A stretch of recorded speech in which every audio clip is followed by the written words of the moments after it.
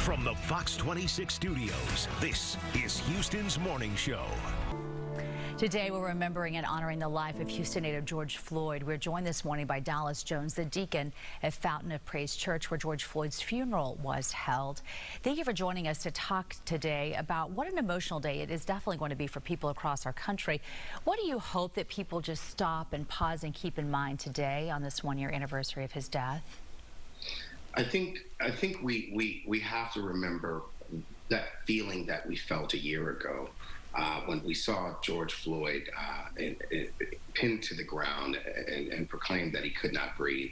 That emotion that ran through us.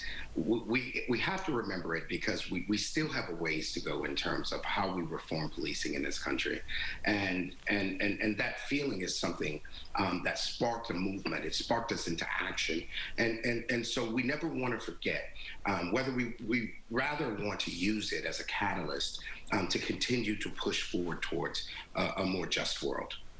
Can you talk to us, Dallas, about what's going to be taking place at the Fountain of Praise Church and how he will be remembered there? Certainly. On Sunday, there will be a commemorative concert, which will be held at 6 p.m.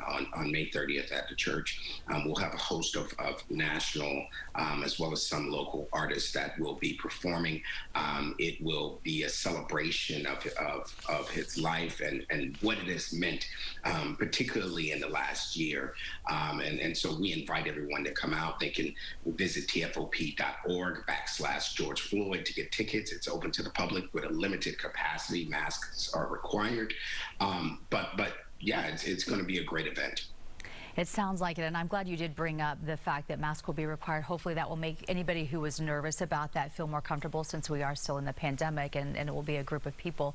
Let's talk about how far you feel like we have come, and people you talk to who feel like how far we've come as far as what's going on with law enforcement and reform since this happened. Do you feel like things are better now than we were a year ago?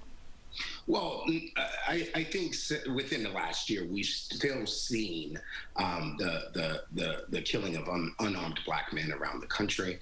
There is still an issue in terms of how policing is happening, and there are strides that are being made in terms of legislation. I'll catch a plane today to Austin, and as we wrap up the legislative session, and there have been portions of the George Floyd bill, as noted in the Texas legislature, that have been passed, bans on chokeholds and other aspects of that bill. But the main issue of qualified immunity for police officers is still one that has not been touched by the legislature and has been lobbied heavily by police unions. The same with the United States Senate, as Senator Tim Scott and Senator Cory Booker seek to hash out a national framework for policing in the country. There still are some issues that need to be ironed out. And so the work continues. This has been a long-standing issue since before George Floyd, but the action